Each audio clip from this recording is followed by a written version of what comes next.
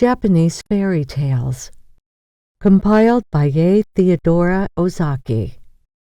Narrated by Michael Anthony Scott. Adaptation by Garcia Mann. Produced by Thought Audio. Japanese Fairy Tales, My Lord Bag of Rice. Long, long ago, there lived in Japan a brave warrior known to all as Tawara Toda, or My Lord Bag of Rice. His true name was Fujiwara Hidesato, and there is a very interesting story of how he came to change his name. One day he sallied forth in search of adventures, for he had the nature of a warrior and could not bear to be idle. So he buckled on his two swords, took his huge bow, much taller than himself, in his hand, and slinging his quiver on his back, started out. He had not gone far when he came to the bridge of Sera no Karishi, spanning one end of the beautiful Lake Biwa. No sooner had he set foot on the bridge than he saw lying right across his path a huge serpent dragon. Its body was so big that it looked like the trunk of a large pine tree, and it took up the whole width of the bridge. One of its huge claws rested on the parapet of one side of the bridge, while its tail lay right against the other. The monster seemed to be asleep, and as it breathed, fire and smoke came out of its nostrils. At first, Hidesato could not help feeling alarmed at the sight of this horrible reptile lying in his path, for he must either turn back or walk right over its body.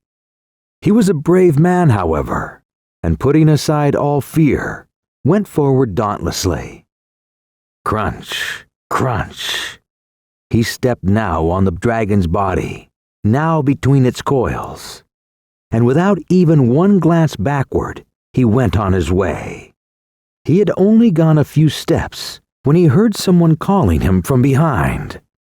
On turning back, he was much surprised to see that the monster dragon had entirely disappeared, and in its place was a strange-looking man who was bowing most ceremoniously to the ground. His red hair streamed over his shoulders and was surmounted by a crown in the shape of a dragon's head, and his sea-green dress was patterned with shells. Hidesato knew at once that this was no ordinary mortal, and he wondered much at the strange occurrence. Where had the dragon gone in such a short space of time? Or had it transformed itself into this man? And what did the whole thing mean? While these thoughts passed through his mind, he had come up to the man on the bridge and now addressed him. "Was it you that called me just now?" "Yes, it was," answered the man. "I have an earnest request to make to you. Do you think you can grant it to me?" "If it is in my power to do so, I will," answered Hidesato. "But first, tell me who you are." "I am the Dragon King of the lake, and my home is in these waters just under the bridge." "And what is it you have to ask of me?" said Hidesato. "I want you to kill my mortal enemy, the Centipede, who lives on the mountain beyond." And the Dragon King pointed to a high peak on the opposite shore of the lake. "I have lived now for many years in this lake, and I have a large family of children and grandchildren. For some time past, we have lived in terror, for a monster centipede has discovered our home, and night after night it comes and carries off one of my family. I am powerless to save them.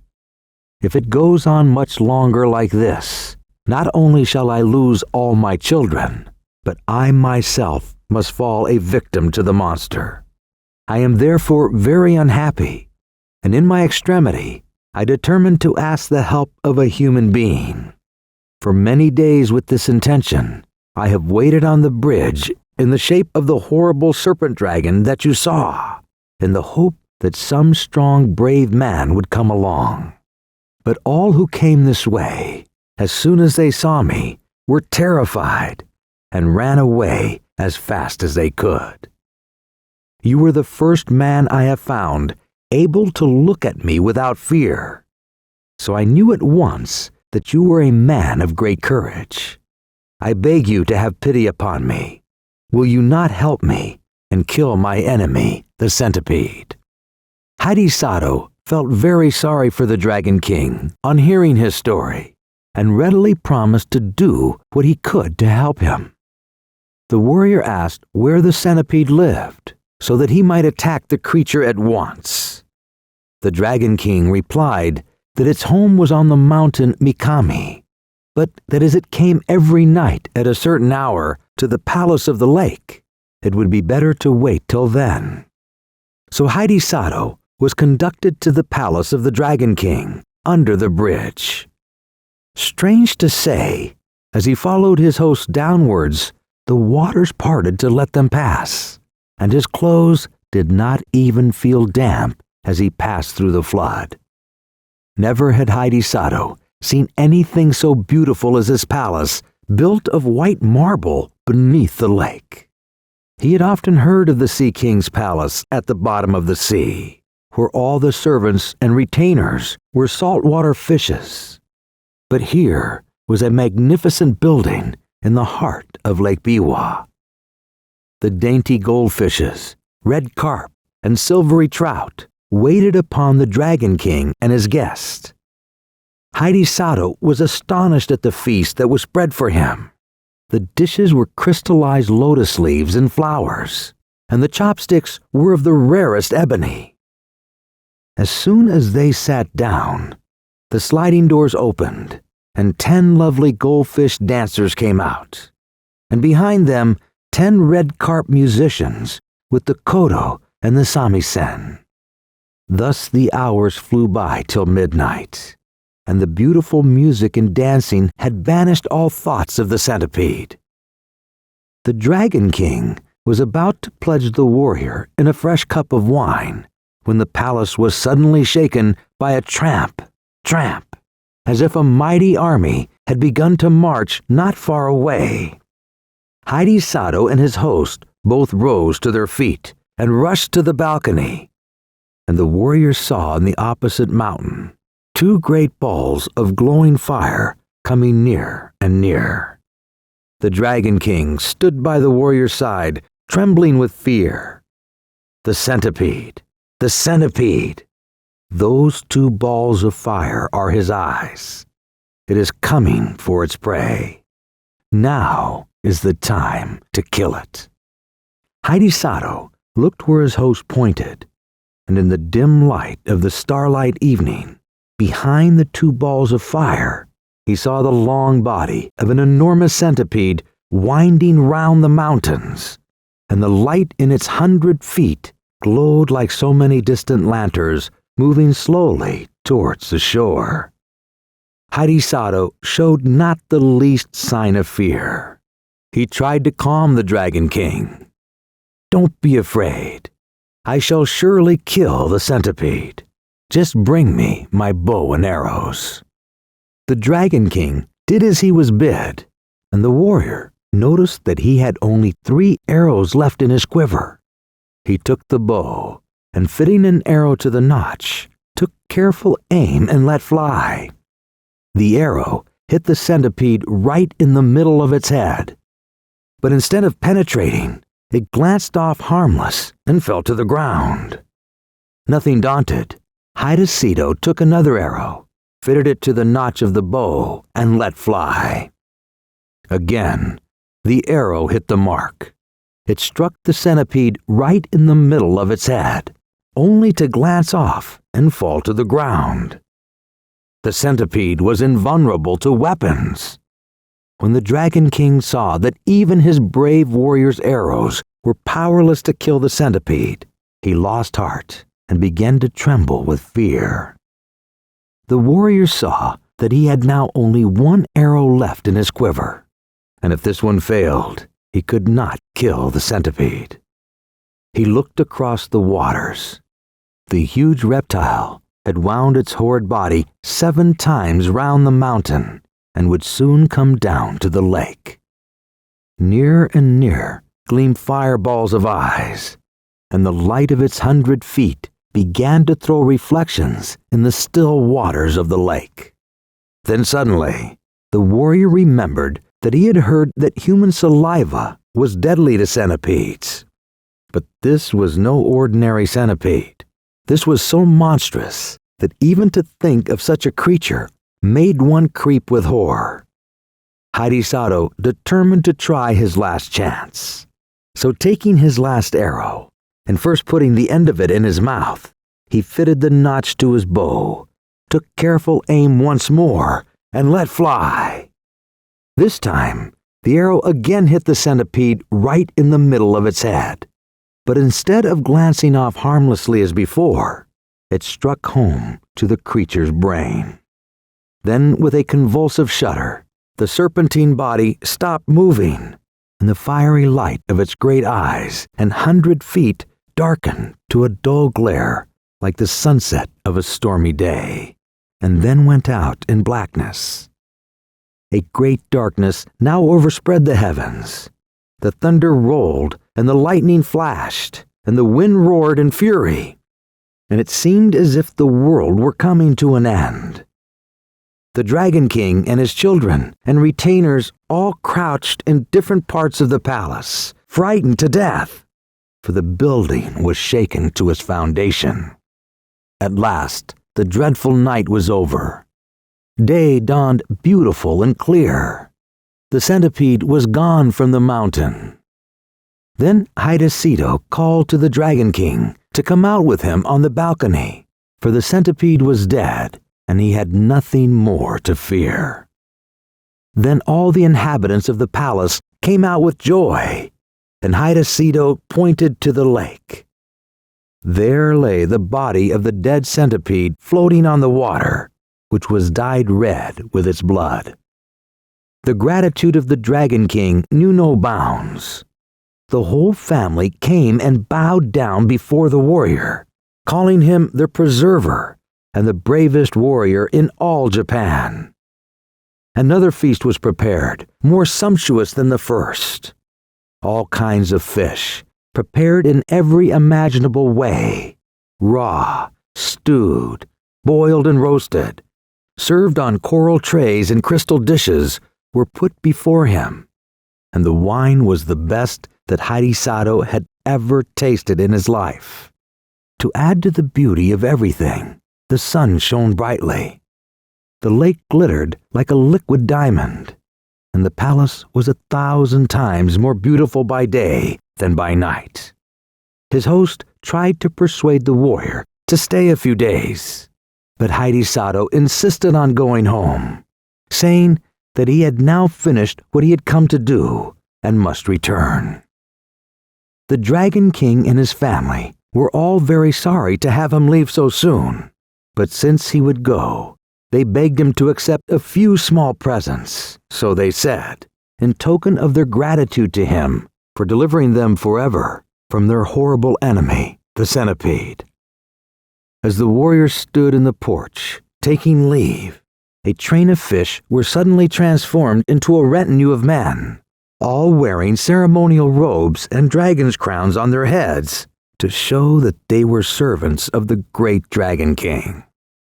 The presents that they carried were as follows. First, a large bronze bell. Second, a bag of rice. Third, a roll of silk. Fourth, a cooking pot.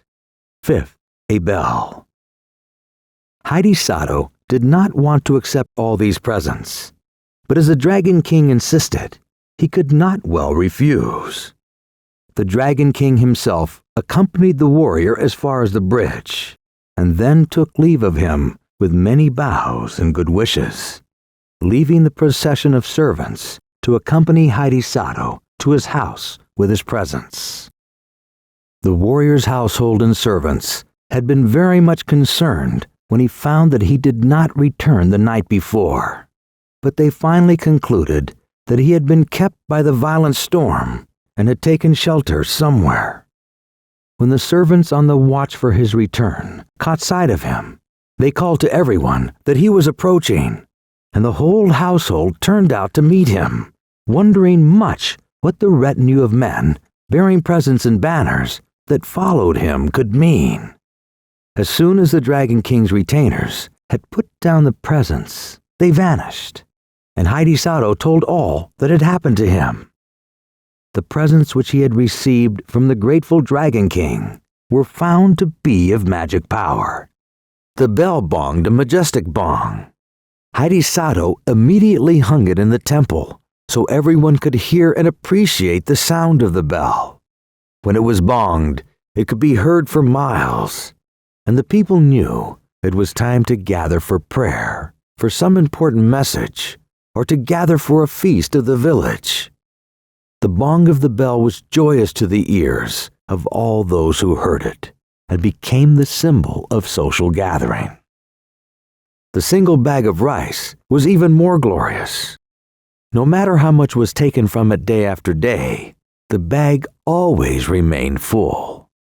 The roll of silk, too, never grew shorter, though time after time, long pieces were cut off to make the warrior a new suit of clothes to go to the court in at the new year. The cooking pot was wonderful, too. No matter what was put into it, every meal was cooked deliciously with only a simple firing of the cooking coals. Hasegawa enjoyed these gifts and shared them with his fellow villagers. Everyone was overjoyed with the gifts and knew that Hasegawa's good heart and bravery were the reason they had received the abundance. Still, the gifts from the Dragon King did not portray their greatest temperament until the dawn of the next season. Major storms prevailed over the land, followed by a major drought that overcame the whole of Japan. The drought lasted for season after season, until in the whole of Japan, people were losing their hope in life. Yet, in the village of Hasegawa, the people did not grow hungry, or did they want of clothing to keep warm. As the drought worsened, the bell became the crying call of the hungry all over Japan. Wherever people heard the sound of the bell, they would come and dip their bowls into the cooking pot and never go away hungry.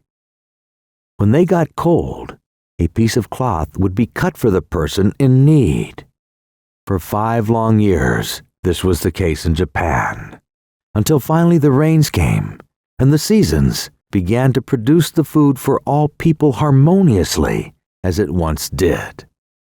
For many years, Hasegawa was honored and revered throughout the land, and to this day is known as a savior of the people in time of need, and called henceforth as my Lord Bag of Rice. The Tongue-Cut Sparrow. Long, long ago in Japan, there lived an old man and his wife. The old man was a good, kind-hearted, hard-working old fellow, but his wife was a regular crosspatch who spoiled the happiness of her home by her scolding tongue. She was always grumbling about something from morning to night. The old man had for a long time ceased to take any notice of her crossness. He was out most of the day at work in the fields, and as he had no child, for his amusement when he came home, he kept a tame sparrow. He loved the little bird just as much as if she had been his child.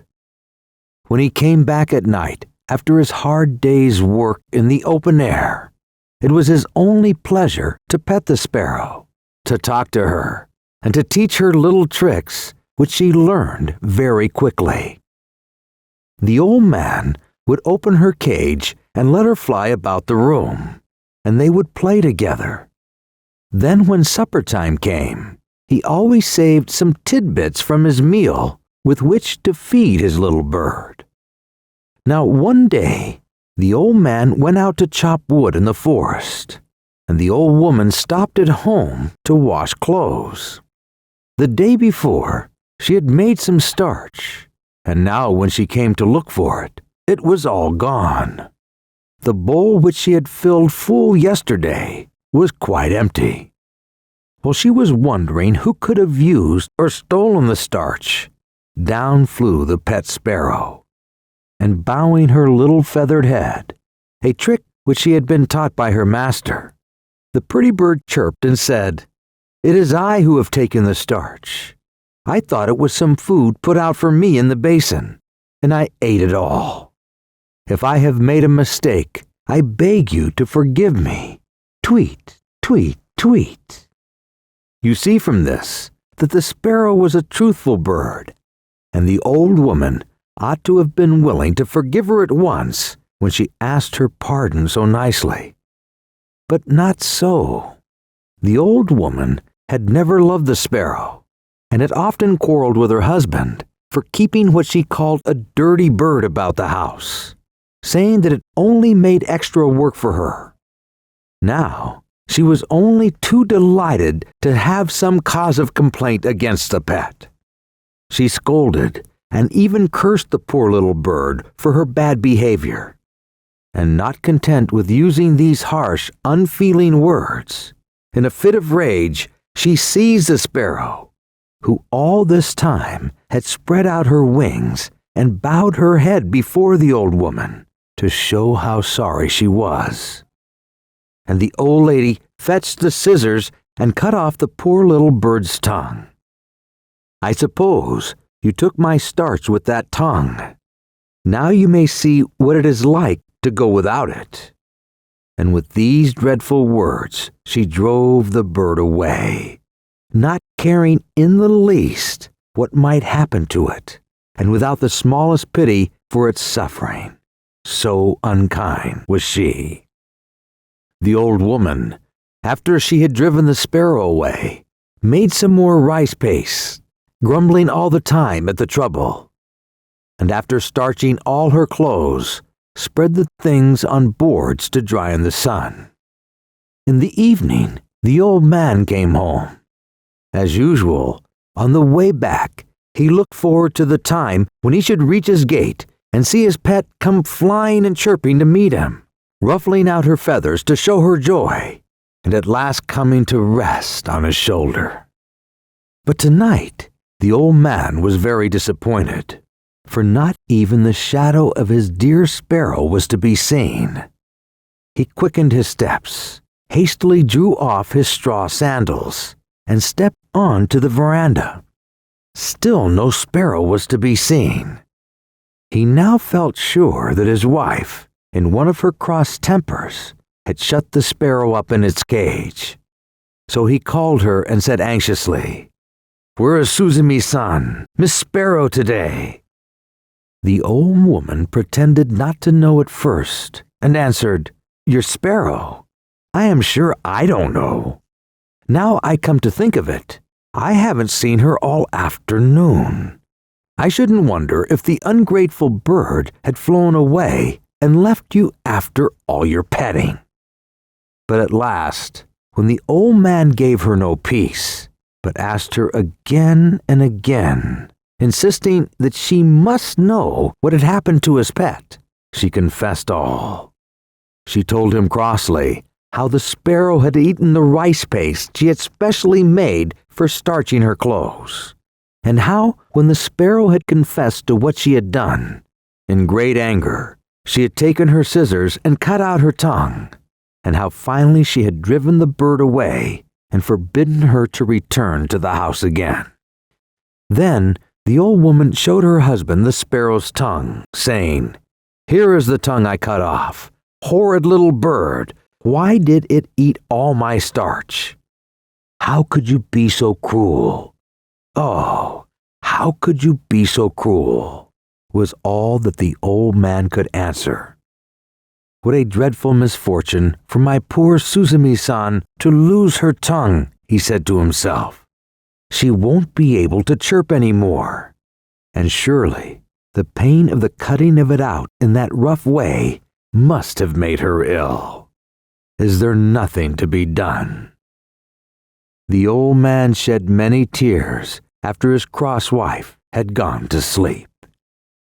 While he wiped away the tears with the sleeve of his cotton robe, a bright thought comforted him. he would go and look for the sparrow in the morning. Having decided this, he was able to go to sleep at last. The next morning, he rose early, as soon as ever the day broke, and snatching a hasty breakfast, started out over the hills and through the woods, stopping at every clump of bamboo to cry, "Where, oh where does my tongue-cut sparrow stay? Where, oh where does my tongue-cut sparrow stay?" He never stopped to rest for his noonday meal, and it was far on in the afternoon when he found himself near a large bamboo wood. Bamboo groves are the favorite haunts of sparrows, and there, sure enough, at the edge of the wood, he saw his own dear sparrow waiting to welcome him. He could hardly believe his eyes for joy, and ran forward quickly to greet her. She bowed her little head, and went through a number of the tricks her master had taught her, to show her pleasure at seeing her old friend again. And wonderful to relate, she could talk as of old. The old man told her how sorry he was for all that had happened, and inquired after her tongue, wondering how she could speak so well without it. Then the sparrow opened her beak and showed him that a new tongue had grown in place of the old one, and begged him not to think any more about the past, for she was quite well now. Then the old man knew that his sparrow was a fairy, and no common bird. It would be difficult to exaggerate the old man's rejoicing now. He forgot all his troubles. He forgot even how tired he was, for he had found his lost sparrow. And instead of being ill and without a tongue as he had feared and expected to find her, she was well and happy and with a new tongue, and without a sign of the ill treatment she had received from his wife. And above all, she was a fairy. The sparrow asked him to follow her, and flying before him, she led him to a wonderful house in the heart of the bamboo grove. The old man was utterly astonished when he entered the house to find what a beautiful place it was. It was built of the whitest wood. The soft, cream-colored mats, which took the place of carpets, were the finest he had ever seen. And the cushions that the sparrow brought out for him to sit on were made of the finest silk and crepe.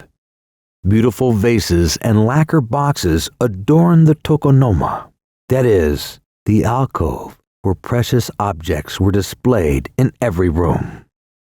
The sparrow led the old man to the place of honor, and then, taking her place at a humble distance, she thanked him with many polite bows for all the kindness he had shown her for many long years.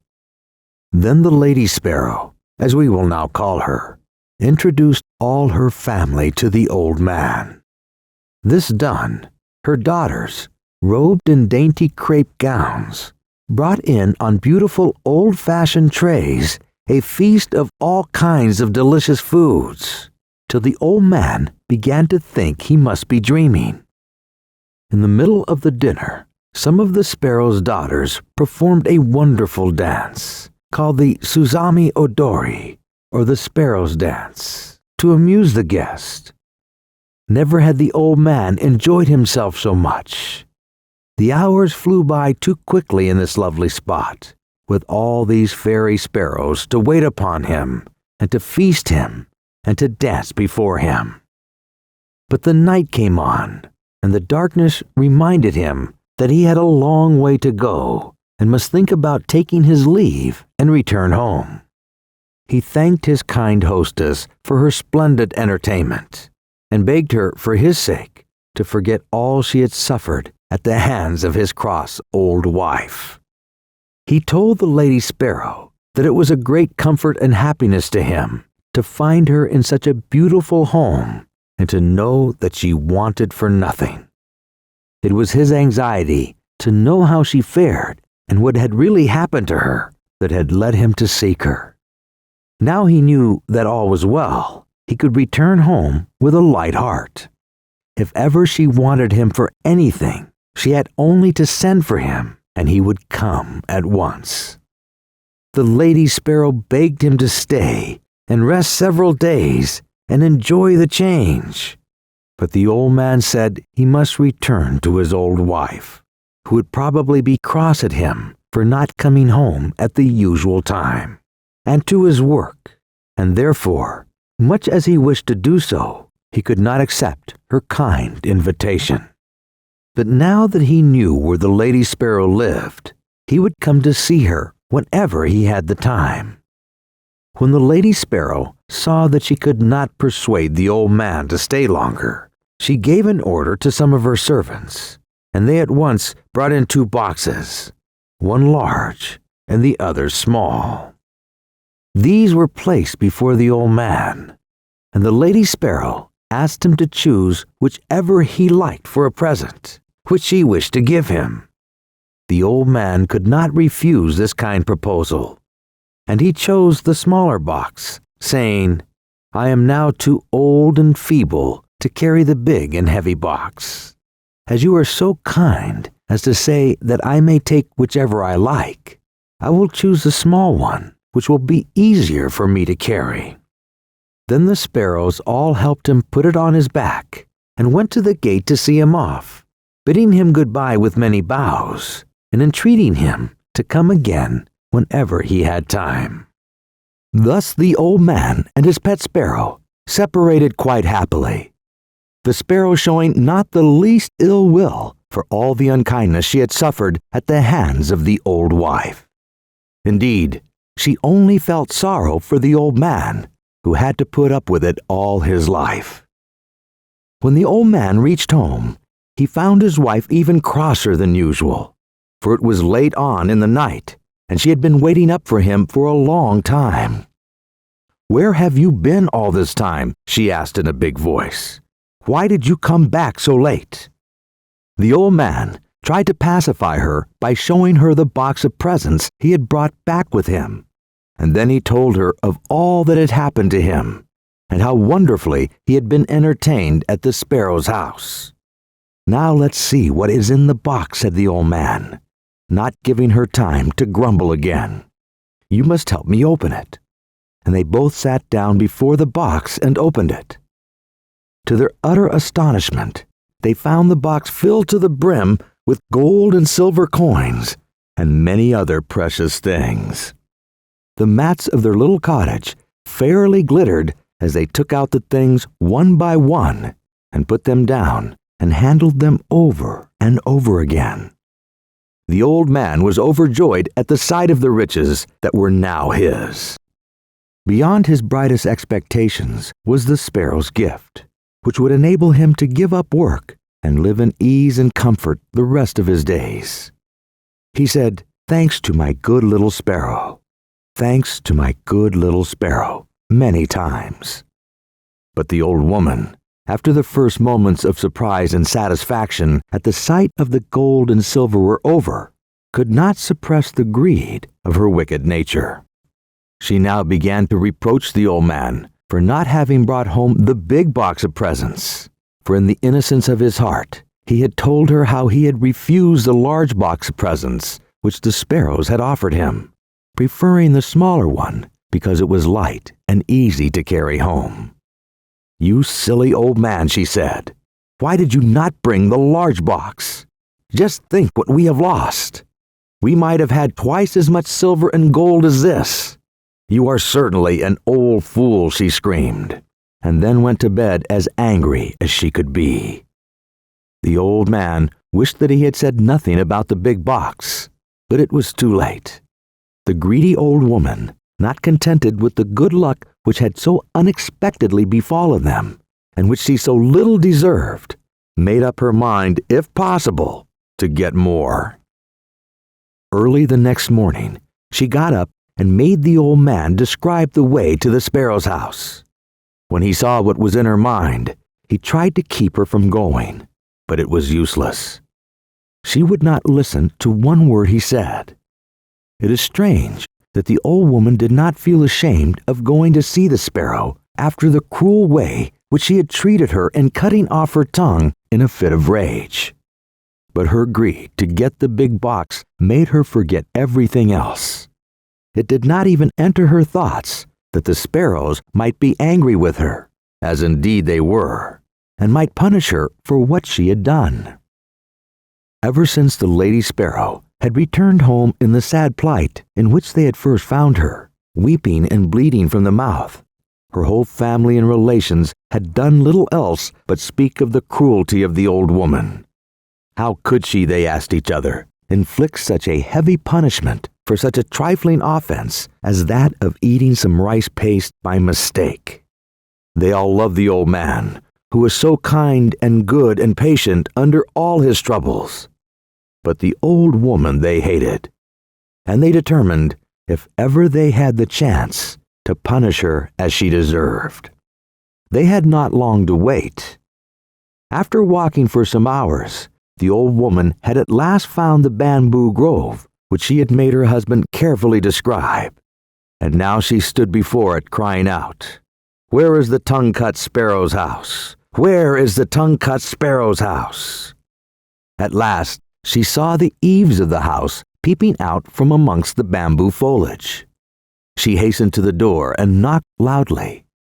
When the servants told the sparrow lady that her old mistress was at the door asking to see her, she was somewhat surprised at the unexpected visit after all that had taken place, and she wondered not a little at the boldness of the old woman in venturing to come to the house. The lady sparrow, however, was a polite bird, and so she went out to greet the old woman, remembering that she once had been her mistress. The old woman intended, however, to waste no time in words. She went right to the point, without the least shame, and said, "You need not trouble to entertain me as you did my old man. I have come myself to get the box which he so stupidly left behind. I shall soon take my leave if you will give me the big box. That is all I want." The lady sparrow at once consented, and told her servants to bring out the big box. The old woman eagerly seized it and hoisted it on her back, and without even stopping to thank the lady sparrow, began to hurry homewards. The box was so heavy that she could not walk fast, much less run, as she would have liked to do. So anxious was she to get home and see what was inside the box. But she had often to sit down and rest herself by the way. While she was staggering along under the heavy load, her desire to open the box became too great to be resisted. She could wait no longer, for she supposed this big box to be full of gold and silver and precious jewels like the small one her husband had received. At last, this greedy and selfish old woman put down the box by the wayside and opened it carefully, expecting to gloat her eyes on a mine of wealth. What she saw, however, so terrified her that she nearly lost her senses. As soon as she lifted the lid, a number of horrible and frightful-looking demons bounced out of the box and surrounded her as if they intended to kill her. Not even in nightmares had she ever seen such horrible creatures as her much-coveted box contained. A demon with one huge eye right in the middle of its forehead came and glared at her. Monsters with gaping mouths looked as if they would devour her. A huge snake coiled and hissed about her, and a big frog hopped and croaked towards her. The old woman froze in her tracks. She could not move as the huge frog began to creep toward her slowly and more slowly until he was face to face with her, looking into her eyes. The old woman could see all the demons circling around her, hissing and spitting, and calling her names. Then the big frog let out a big croak and began to speak. "The Tongue-Cut Sparrow was our friend, O lady, and we cherished her for her goodness, obedience, and the beauty of her song. In your hateful nature, you cut off not only her tongue, but our sense of beauty to this world, since we, as ugly creatures, have very little on our own. We depended on the kind and unselfish nature of the Tongue-Cut Sparrow and your kind and gentle husband as well. even though, through great effort, she has been restored to new, and once again sings her song of beauty to our ugly ears. You must pay for your wicked nature, and now in turn, your greed as well. You will become a never-ending patch of rice starch that will feed the sparrows for all eternity, so their song will never end, and we will always know the beauty that is not ours. As the big frog ceased talking, the old woman began to feel her bones ache and her body swoon. She cried for help, but her voice had turned to rice starch along with her whole body. There stood a mound of rice starch at the edge of the bamboo grove. Suddenly, hundreds of swallows began to feed on the rice starch patch, never ending and always singing. As for the kind old man, he knew that his old wife would come of no good with her behavior. Yet, he waited for her patiently to arrive back from the Tongue-Cut Sparrow's bamboo grove. Suddenly, the Tongue-Cut Sparrow flew into his hut and bowed with her wings spread. Kind master, I am sorry that your wife has taken longer than expected to return from my home. I flew in advance of her to tell you she is on the way. Oh, kind sparrow, I hope she did not offend you too much. Please forgive me for your troubles with my old wife, said the old man. The Tongue-Cut Sparrow looked up and smiled, saying, You have done nothing wrong. Your kindness to me and my friends that hear my song, thank you, regardless of the troubles that moved in your way. Suddenly, the door opened, and there stood the old woman, but with a totally new countenance. She was hearty and good. She was loving and graceful, and she beamed with such a beauty that the old man was taken back. Of course, as the Tongue-Cut Sparrow flew away, she failed to mention her one last gift to the old man, a mixture of all of the goodness of heart in the world's creatures, both pretty and ugly, since all creatures are beautiful in their own way, and with a drop of potent from the Dragon King, and bringing forth a newly formed person, looking just like the old woman, but with a new heart and countenance.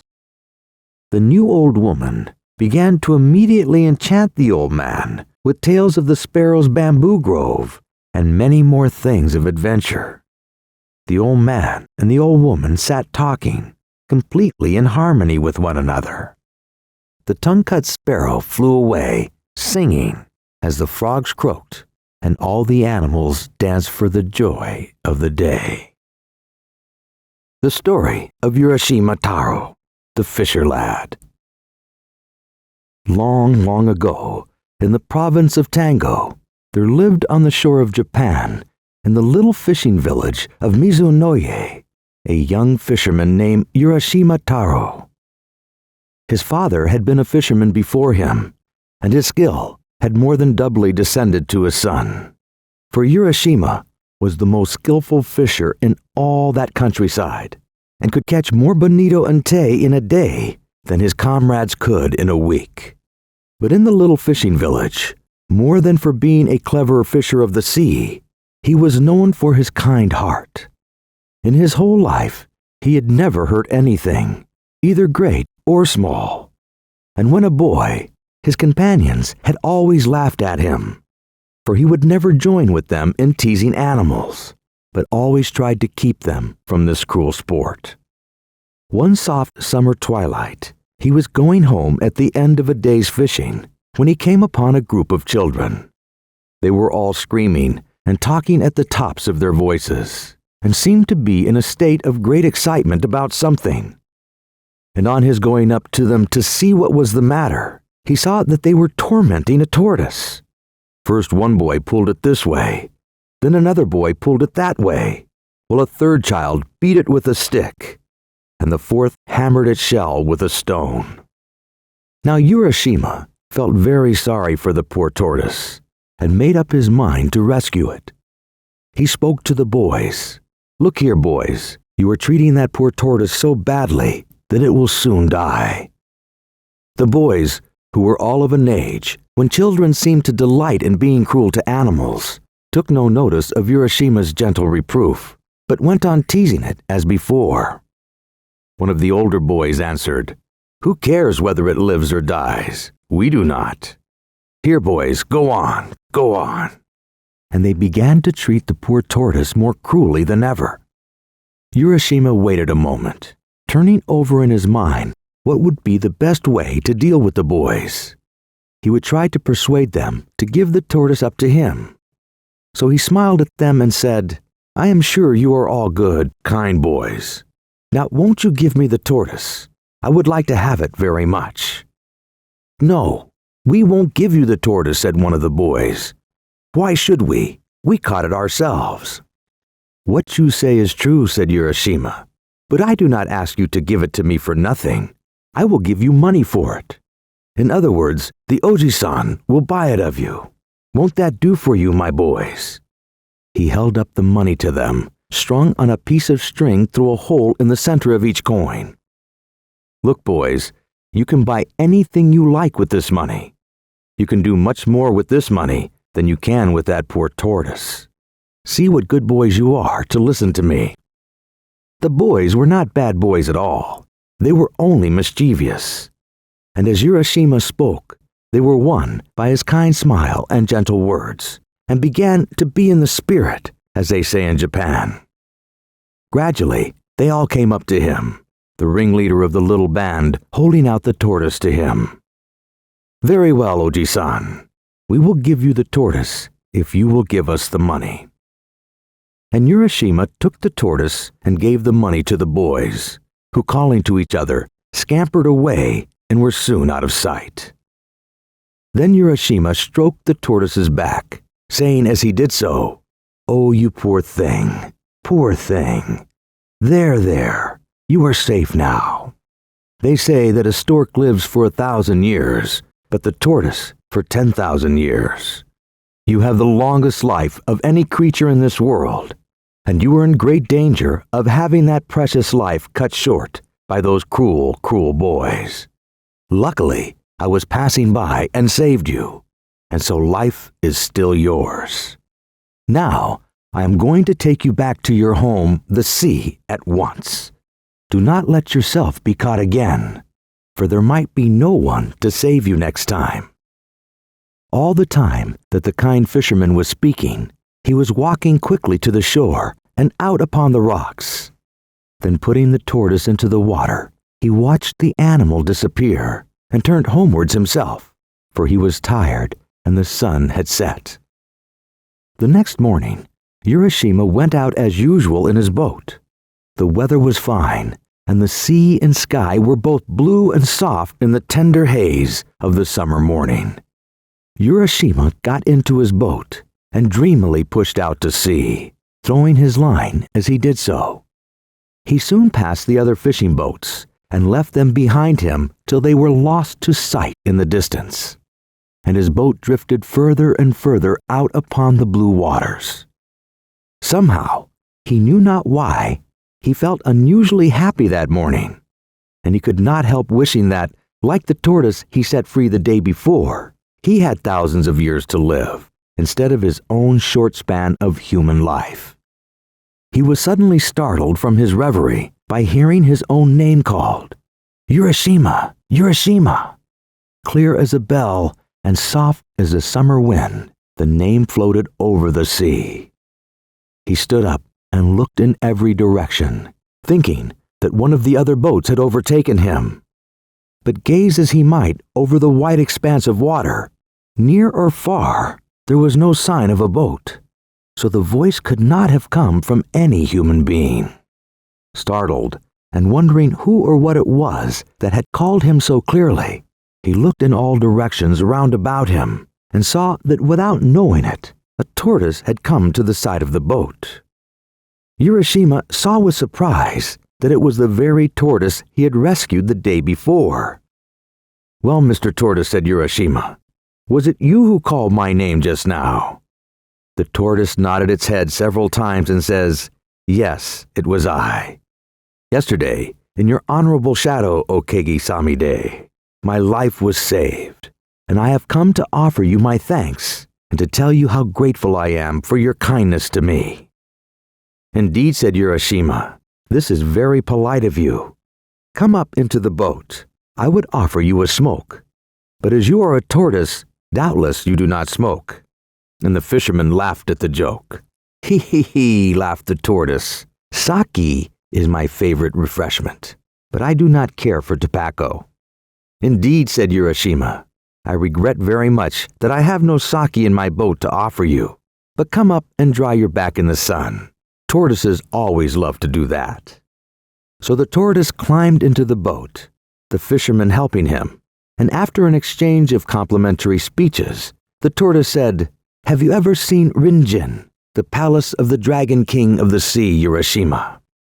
The fisherman shook his head and replied, "No. Year after year, the sea has been my home. But though I have often heard of the Dragon King's realm under the sea, I have never yet set eyes on that wonderful place. It must be very far away, if it exists at all." "Is that really so? You have never seen the Dragon King's palace? Then you have missed seeing one of the most wonderful sights in the whole universe. It is far away at the bottom of the sea, but if I take you there, we shall soon reach the place. If you would like to see the Dragon King's land, I will be your guide." "I should like to go there certainly, and you are very kind to think of taking me. But you must remember that I am only a poor mortal and have not the power of swimming like a sea creature such as you are." Before the fisherman could say more, the tortoise stopped him, saying, "What? You need not swim yourself. If you will ride on my back, I will take you without any trouble on your part." "But," said Urashima, "how is it possible for me to ride on your small back? It may seem absurd to you, but I assure you that you can do so. Try it once. Just come and get on my back, and see if it is as impossible as you think."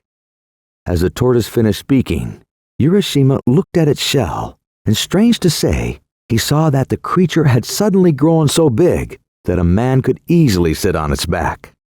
"This is strange indeed," said Urashima. "Then, Mr. Tortoise, with your kind permission, Doko Isho," he exclaimed as he jumped on. The tortoise, with an unmoved face, as if this strange proceeding were quite an ordinary event, said, "Now we'll set out at our leisure." And with these words, he leapt into the sea with Urashima on his back. Down through the water the tortoise dived. For a long time, these two strange companions rode through the sea. Urashima never grew tired, nor his clothes moist with the water. At last, far away in the distance, a magnificent gate appeared, and beyond the gate, the long sloping roofs of a palace on the horizon. "Ya!" exclaimed Urashima. "That looks like the gate of some large palace just appearing. Mr. Tortoise, can you tell me what that place is we can now see?" "That is the great gate of the Rajin Palace. The large roof that you see behind the gate is the Dragon King's palace itself." "Then we have at last come to the realm of the Dragon King and to his palace," said Urashima. "Yes, indeed," answered the tortoise. "And don't you think we have come very quickly?" And while he was speaking, the tortoise reached the side of the gate. "And here we are, and you must please walk from here." The tortoise now went in front, and speaking to the gatekeeper said, "This is Urashima Taro, from the country of Japan. I have had the honor of bringing him as a visitor to this kingdom. Please show him the way." Then the gatekeeper, who was a fish, at once led the way through the gate before him. The red bream, the flounder, the sole, the cuttlefish, and all the chief vassals of the Dragon King of the Sea now came out with courtly bows to welcome the stranger. "Urashima-sama, Urashima-sama, welcome to the Sea Palace, the home of the Dragon King of the Sea. Thrice welcome are you, having come from a distant country. And you, Mr. Tortoise, we are greatly indebted to you for all your trouble in bringing Urashima here." Then turning again to Urashima, they said, "Please follow us this way." And from here the whole band of fishes became his guides. Urashima, being only a poor fisher lad, did not know how to behave in a palace. But strange though it was to him, he did not feel ashamed or embarrassed, but followed his guides quite calmly where they led to the inner palace. When he reached the portals, a beautiful princess with her attendant maidens came out to welcome him. She was more beautiful than any human being, and was robed in flowing garments of red and soft green, like the underside of a wave, and golden threads glimmered through the folds of her gown.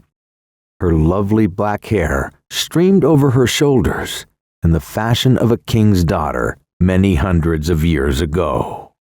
And when she spoke, her voice sounded like music over the water. Urashima was lost in wonder while he looked upon her, and he could not speak. Then he remembered that he ought to bow, but before he could take a bow, the princess took him by the hand and led him to a beautiful hall and to the seat of honor at the upper end, and bade him to be seated. "Urashima Taro, it gives me the highest pleasure to welcome you to my father's kingdom," said the princess.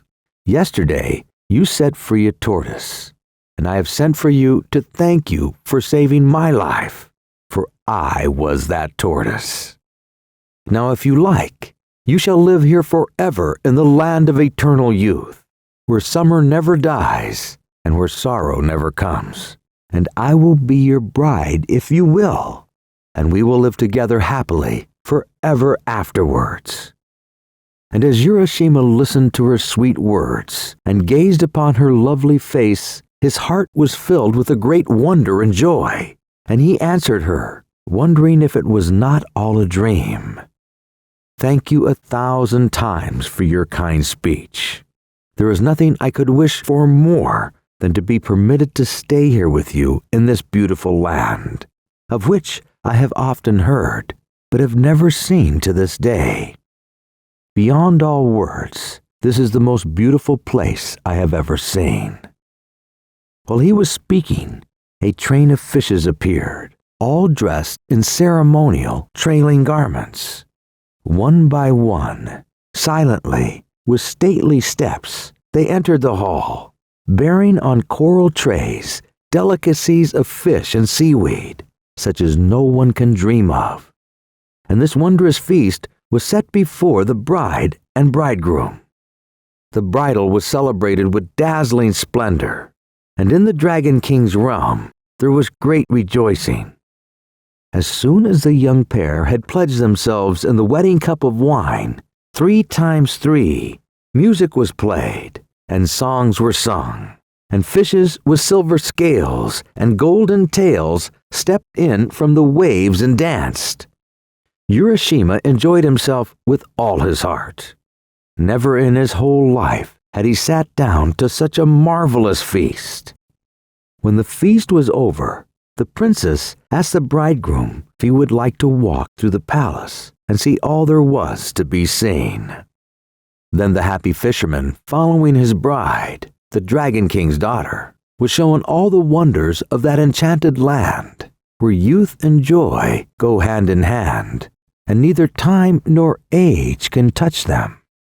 The palace was built of coral and adorned with pearls, and the beauties and wonders of the place were so great that the tongue fails to describe them. But to Urashima, more wonderful than the palace was the garden that surrounded it. Here was to be seen, at one time, the scenery of the 4 different seasons. The beauties of summer and winter, spring and autumn, were displayed to the wondering visitor at once. First, he looked to the east. The plum and cherry trees were seen in full bloom. The nightingales sang in the pink avenues, and butterflies flitted from flower to flower. Looking to the south, all the trees were green in the fullness of summer, and the day cicala and the night cricket chirped loudly. Looking to the west, the autumn maples were ablaze like a sunset sky, and the chrysanthemums were in perfection. Looking to the north, the change made Urashima start, for the ground was silver white with snow, and trees and bamboos were also covered with snow, and the pond was thick with ice. And each day there were new joys and new wonders for Urashima, and so great was his happiness that he forgot everything, even the home he had left behind, and his parents, and his own country. And 3 days passed without his even thinking of all he had left behind. Then his mind came back to him, and he remembered who he was, and that he did not belong to this wonderful land or the Dragon King's palace. And he said to himself, "Oh dear, I must not stay on here, for I have an old father and mother at home. What can have happened to them all this time? How anxious they must have been these days when I did not return as usual. I must go back at once without letting one more day pass." And he began to prepare for the journey in great haste. Then he went to his beautiful wife, the princess, and bowing low before her, he said, "Indeed, I have been very happy with you for a long time, Urahime-sama, and you have been kinder to me than any words can tell. But now I must say goodbye. I must go back to my old parents." Then Urahime-sama began to weep, and said softly and sadly, "It is not well with you here, Urashima, that you wish to leave me so soon. Where is the haste? Stay with me yet another day only." But Urashima had remembered his old parents, and in Japan, the duty to parents is stronger than everything else, stronger even than pleasure or love, and he would not be persuaded, but answered, "Indeed, I must go. Do not think that I wish to leave you. It is not that. I must go and see my old parents. Let me go for one day, and I will come back to you." Then said the princess sorrowfully, "There is nothing to be done. I will send you back today to your father and mother, and instead of trying to keep you with me one more day, I shall give you this as a token of our love. Please take it back with you." And she brought him a beautiful lacquer box tied with a silken cord and tassels of red silk. Urashima had received so much from the princess already that he felt some compunction in taking the gift, and said, "It does not seem right for me to take yet another gift from you after all the many favors I have received at your hands. But because it is your wish, I will do so." And then he added, "Tell me, what is this box?" "That," answered the princess, "is the tamate bako, and it contains something very precious. Now promise me that you will never open this box." And Urashima promised that he would never open the box whatever happened. Then bidding goodbye to Urahime-sama, he went down to the seashore, the princess and her attendants following him, and there he found a large tortoise waiting for him. He quickly mounted the creature's back and was carried away over the shining sea into the east. He looked back to wave his hand to Urahime-sama, till at last he could see her no more, and the land of the Dragon King and the roofs of the wonderful palace were lost in the far, far distance. Then with his face turned eagerly towards his land, he looked for the rising of the blue hills on the horizon before him. At last, the tortoise carried him into the bay he knew so well, and to the shore from whence he had set out. He stepped onto the shore and looked about him, while the tortoise rode away back to the Dragon King's realm. But what is the strange fear that seizes Urashima as he stands and looks about him? Why does he gaze so fixedly at the people that pass him by? And why do they in turn stand and look at him? The shore is the same, and the hills are the same, but the people that he sees walking past him have very different faces to those he had known so well before.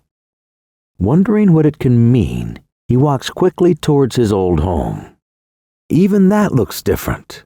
But a house stands on the spot, and he calls out, "Father, I have just returned." And he was about to enter when he saw a strange man coming out. "Perhaps my parents have moved while I've been away and have gone somewhere else," was the fisherman's thought. Somehow, he began to feel strangely anxious. He could not tell why. "Excuse me," said he to the man who was staring at him, "but till within the last few days, I have lived in this house. My name is Urashima Taro. Where have my parents gone, whom I left here?" A very bewildered expression came over the face of the man, and still gazing intently on Urashima's face, he said, "What? Are you Urashima Taro?" "Yes," said the fisherman, "I am Urashima Taro." "Ha ha," laughed the man. "You must not make such jokes. It is true that once upon a time, a man called Urashima Taro did live in this village, but that is a story 300 years old. He could not possibly be alive now." When Urashima heard these strange words, he was frightened and said, "Please, please, you must not joke with me. I am greatly perplexed. I am really Urashima Taro, and I certainly have not lived 300 years. Till 4 or 5 days ago, I lived on this spot. Tell me what I want to know, without more joking, please." But the man's face grew more and more grave, and he answered, "You may or may not be Urashima Taro. I do not know. But the Urashima Taro of whom I have heard is a man who lived 300 years ago. Perhaps you are his spirit, come to revisit your old home." "Why do you mock me?" said Urashima. "I am no spirit. I am a living man. Do you not see my feet?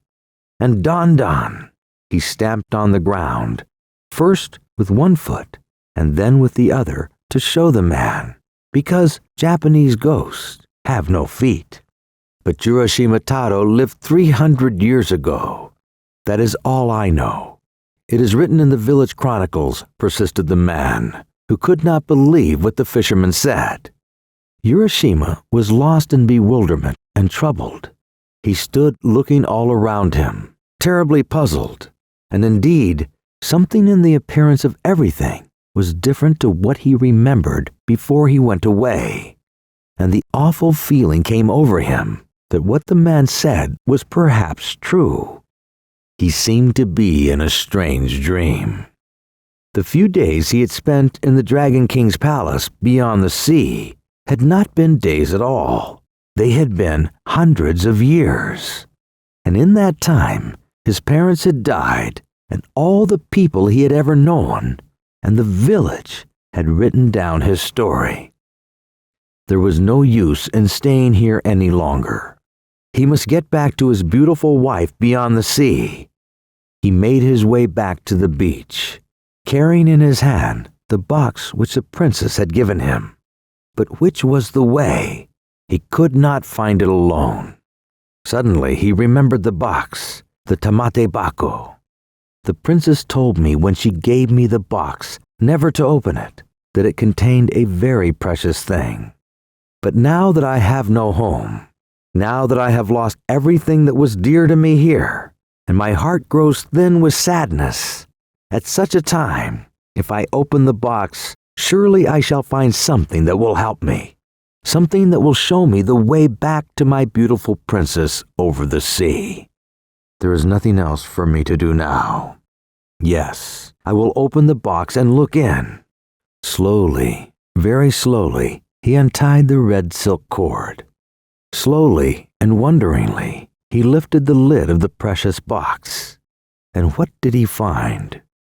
There were 2 rose petals in the box.